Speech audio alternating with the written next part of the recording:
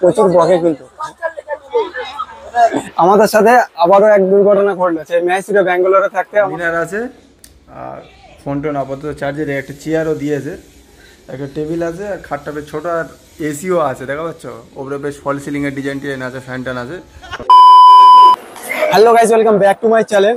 So guys, আপাতত আমরা আছি হাওড়াতে, আর আজকের আমি প্রথম ট্রাভেল ব্লগ করতে যাচ্ছি, কারণ আমি এখনো পর্যন্ত কোনোদিন ট্রেনে ভিডিও করিনি। আর আজকে যাচ্ছি হলো নাগাল্যান্ড, যেটা কোহিমার রাজধানী বলে, আর আমরা যাবো হচ্ছে ডিমাপুর। তো নতুন একটা শহরে যাচ্ছি বা নতুন একটা রাজ্যতে যাচ্ছি, দেখি সেখানে কেমন পরিবেশ বা কেমনভাবে মানুষ চলাফেরা করে। আর ওখানে আমি থাকবো বেশ 4-5 দিন মতন, আর সেগুলো সবকিছু তোমাদের কাছে তুলে ধরার চেষ্টা করবো। বেশ অনেক দিন পরে ভিডিও আবার আনছে, আর আমি আছি আপাতত হাওড়া স্টেশনে। আর আমরা আজকের যে ট্রেনটাতে জার্নি করবো সেটা হলো কামরূপ এক্সপ্রেস, যেটা এখান থেকে 1300 কিলোমিটার রাস্তা সামথিং। আর ট্রেনটা কেমন আমি সেগুলো তোমাদের কাছে তুলে ধরবো। প্রথম আমি ট্রেনে ভিডিও করবো, আর যারা নতুন অবশ্যই আমার এই ভিডিওটা দেখলে তোমরা যেতে পারবে, কারণ আমিও নতুন একদম পুরো, আমিও জিজ্ঞাসা করে করে যাবো। তো চলো গাইস, ভিডিওটা তোমরা কন্টিনিউ দেখতে থাকো। আর আমাদের ট্রেন হলো এটাই, এই হলো ট্রেন দাঁড়িয়ে আছে। চলো, আমাদের গাড়ি আপাতত ছেড়ে দিয়েছে, কিন্তু বর্তমান গাড়িটা হচ্ছে গিয়ে 8 মিনিট লেট করেছে। তো দেখা যাক ওখানে যেতে যেতে আরো কত লেট করে, তবে গাড়ি আপাতত হাওড়া থেকে ছেড়ে দিয়েছে। ঠিক আছে, চলো আপাতত ভিতরের দিকে যাই। কাল রাত্রে আমি কোনো ক্লিপই নিতে পারিনি, কারণ ট্রেনে উঠেই মাত্র একটু খিদে পাচ্ছিল, তারপরে খেয়ে দিয়ে রেস্ট নিয়েছিলাম, কারণ তার আগেও অনেক রাত জায়গা ছিল। আর এখন আমরা আপাতত আছি নিউ কোচবিহার, কারণ এই রুটে আমার প্রথম আসা। আর এই রুটের ভিতরে যে সব জানাশোনা রাস্তা, সবগুলোর নাম শুনেছি, কিন্তু ফার্স্ট টাইম আমি এখানে এসেছি। যেগুলো হচ্ছে কি নিউ কোচবিহার, ফারাক্কা বলো বা মালদা টাউন বলো, যে এই রাস্তায় যে এই ট্রেনটা যাবে আমি কোনোদিন ভাবতে পারিনি, কিন্তু দেখছি এই দিক থেকেই গাড়িগুলো যাচ্ছে। যাই হোক, তোমরা ভিডিওটা দেখো।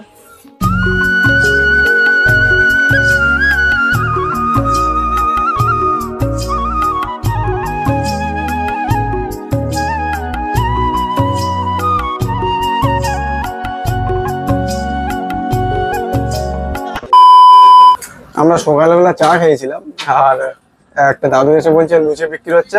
আমি বললাম খুব ভালো হবে হয়তো। 30 টাকা নিয়েছে, 5 পিস দিয়েছে। তো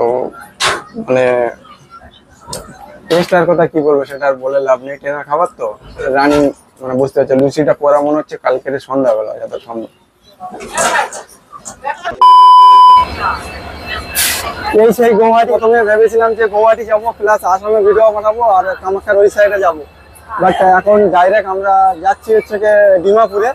আর হচ্ছে গিয়ে নাগাল্যান্ডের মেন রাজধানী হলো কোহিমা। তো কোহিমাতে আমরা যাচ্ছি না, ডিমাপুরে নামবো। গৌহাটিটা হলো মেন হচ্ছে আসামের মেন রাজধানী হলো গৌহাটি, এখানে সব মানুষরাই আসে। ভেবেছিলাম যে ট্রেনে যাবো, ঠিকঠাক ভাবে সিট পাইনি। সিট পেয়েছি অবশ্য, কিন্তু উপরে কার সাথে বক বক করবো, কিন্তু বক বক করার মতন একটা মানুষ হয়ে গেছে। বোন বললে চলে, অনেক ছোট, তো ও প্রচুর বক বক করে বা অনেক রকম প্রশ্ন করছে আমার সাথে। আর আমার বেশিরভাগ সময় কাটছে ওর সাথে বক বক করতে করতে। ও বহুত কথা বলে মোটামুটি। প্রথম মনে মনে করেছিলাম যে হয়তো আমার বোরিং লাগবে অনেকটা, বাট ওর সাথে কথা বলতে বলতে আমার সময় অর্ধেক সময় পার হয়ে যাচ্ছে। প্রচুর বকে কিন্তু। ও দেখাচ্ছে অনেকটা শান্ত, বাট অতটা শান্ত না।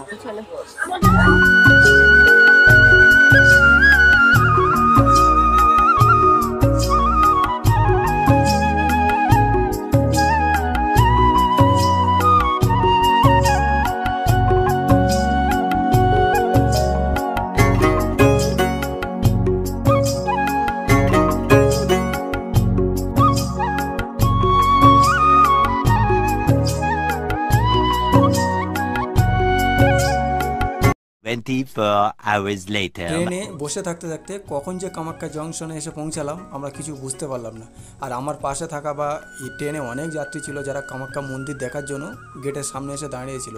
কিছু কিছু ভয়েস হয়তো তোমরা শুনতে পারবে। তো অনেক বিখ্যাত এই কামাখ্যা মন্দিরে, যেটা আমি এখনো নিজের চোখে সচক্ষে দেখতে পারিনি, তবে ট্রেনে যারা ছিল তারা উকি মেরে দেখছিল বা গেটের সামনে এসে দাঁড়িয়ে থেকে দেখছিল।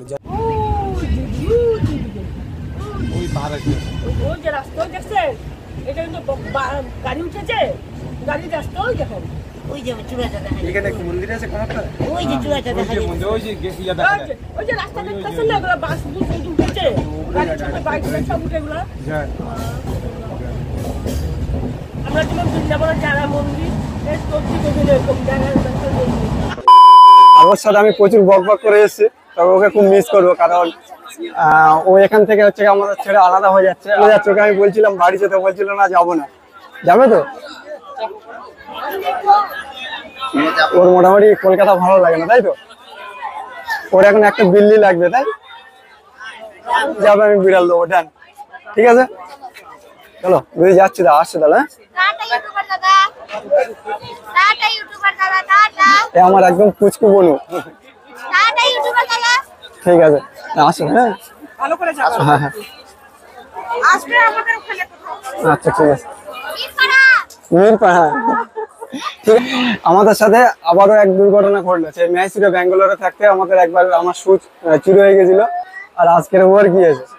যাই হোক, আমরা ডিমাপুরে যাচ্ছিলাম, মিডিল থেকে ওরা আজকে একটু চপ্পল গায়েব হয়ে গেছে। মানে আগে একবার আমার বুট চুরি হয়ে গেছিল, সেটা ব্যাঙ্গালোরে, আর এবারে আমাদের আসামে এসে ওর চপ্পল গায়েব হয়ে গেছে। মানে কত রকম পাবলিক যে আছে ট্রেনের ভিতরে। আমি ফার্স্ট টাইম নাগাল্যান্ডে আসছি, আর নাগাল্যান্ডে এসে একটা দাদার সাথে পরিচয় হয়েছে।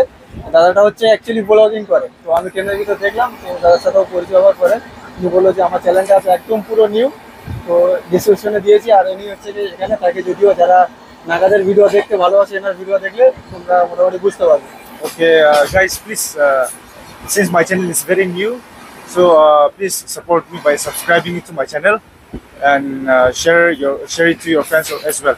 আপাতত আমরা ডিমাপুরে এসে পৌঁছালাম, আর এখান থেকে কোন দিকে যাব কিচ্ছু জানি না। জাস্ট ট্রেন নামিয়ে দিল, আমরা সেই রাস্তা আছে। আর ডিমাপুর আসাটা একদম খুব সহজ। হাওড়া থেকে তোমরা সন্ধ্যে 6টায় ট্রেন ধরো, তো ওখান থেকে ডাইরেক্ট তোমরা ডিমাপুরে আসবে। আর এগুলো বেশি দূরে নয়, 1200 কিলোমিটার রাস্তা আমাদের কলকাতা থেকে ডিমাপুর। আর তারপর ডিমাপুর থেকে তোমরা মানে সামনে একটা ওভারব্রিজ আছে, ওপারে গিয়ে যে কোনো একটা হোটেল আমাদের প্রথম খুঁজে বার করতে হবে থাকার জন্য, আর খাওয়ার জন্য একটা জায়গা দেখতে হবে। তারপরে কালকে আমরা কোথায় যাবো না যাবো সেটা এখন পরের চিন্তা। যাই হোক, তোমরা ভিডিওটা দেখো। আর আমরা মানে এখনও বুঝতে পারছি না যে কীভাবে রুম খুঁজবো বা খাবো কোথায়। তো যাই হোক, তোমরা ভিডিওটা দেখো। আমরা ওভারব্রিজটা পারে ওপারে যাই, আর বাকিটা তোমাদেরকে দেখাচ্ছি। চলো, আমাদের ট্রেন আমাদেরকে নামিয়ে দিয়ে ট্রেনের গন্তব্যস্থানে ট্রেন আপাতত যাচ্ছে। আর আমাদের ওই ওভারব্রিজ দেখা যাচ্ছে, ওই ওভারব্রিজ থেকে ওপারে যেতে হবে। 15 minutes later. তো গাইস, আপাতত আমরা নাগাল্যান্ডে এসে পৌঁছালাম। তোমাদের দেখলে ডিমাপুর থেকে ডাইরেক্ট একটু ফ্রেশ হয়ে আপাতত খেতে এসেছে। আর দাদার হোটেলটা বেশ পরিষ্কার আর খুব সিলসাম। আপাতত এখানে কেউ নেই, তো আমরা ভাবছিলাম যে আজকে রাইস খাবো। তো বাঙালি খাবার যেহেতু মাছ নিয়েছি, আর ডাল আর সবিন তরকারি এটা, আর একটা পাঁপড় দিয়েছে, আর একটুখানি একটা সবজি দিয়েছে, আর সাথে একটা লেবু দিয়েছে, একটা পাঁপড় দিয়েছে। তো আপাতত আমরা এখন যে কোনো একটা যাই হোক, যে কোনো এক জায়গায় রুখতে হবে। তার জন্য একটা মোটামুটি ভালো হোটেল নয়, তাও আজকে রাত্রে থাকার জন্য ওখানে রুকেছি।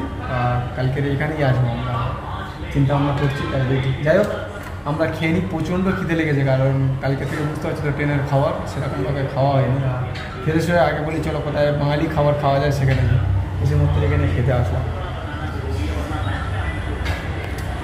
মোটামুটি সব ঠিক আছে, আর বাঙালি খাবার তাই আমার অনেকটা বেশি হয়ে গেছে, বুঝলেন? তো চলো, আপাতত আমরা কোথায় আছি তোমাদেরকে একটু দেখাবো। সো গাইস, মোটামুটি আমরা একটা রুম পেয়েছি, মোটামুটি খারাপ না, মোটামুটি ভালো রুমটা। আর রুমটা ছোট, প্রাইসও কম, মাত্র 700 টাকা। আর আমরা দুজন আছি যেহেতু, সেই কারণে 1000 টাকা মানে 900 টাকা দিতে হবে, 200 টাকা এক্সট্রা। রুমটা জাস্ট তোমরা দেখো, একদম ছোট। এসে দেখছি দেবদার রংবাজ হচ্ছে, মিনার আছে, আর ফোন টোন আপাতত চার্জের, একটা চেয়ারও দিয়েছে, একটা টেবিল আছে, আর খাটটা বেশ ছোটো, আর এসিও আছে, দেখা পাচ্ছ? ওপরে বেশ ফল সিলিংয়ের ডিজাইন টিজাইন আছে, ফ্যান ট্যান আছে। ওরা আমার হিসাবে 700 টাকার মধ্যে রুম ভালো। তা আমরা দুজন আছি বলে তো বললো 200 টাকা আর এক্সট্রা দিতে হবে। তো বললাম ঠিক আছে। ডিমাপুর সিটির মধ্যে রুমটা মোটামুটি খারাপ না, ভালো। আর হোটেলটার নাম হচ্ছে রাজনন্দিনী। যাই হোক, আর যদি তোমরা যদি আসতে চাও অবশ্যই তোমরা আসতে পারবে, একদম ডিমাপুর থেকে কাছাকাছি। আর ভিডিওটা বেশি লং করছি না, অনেকটাই টাইট, খেয়ে এসছি, এবার একটু ঘুমাতে হবে। আর দেখি দেবদার মুভি অনেকদিন পরে দিয়েছি, একটু দেখবো মনে করছে। যাই হোক, তোমরা ভালো থাকো। নেক্সট খুব তাড়াতাড়ি অন্য ভিডিওর সাথে দেখা হবে, তবে ডিমাপুরের বা অন্য জায়গার। এখন নাগাল্যান্ডের কিছু ভিডিও করবো। ভালো থাকো সবাই, গুড নাইট।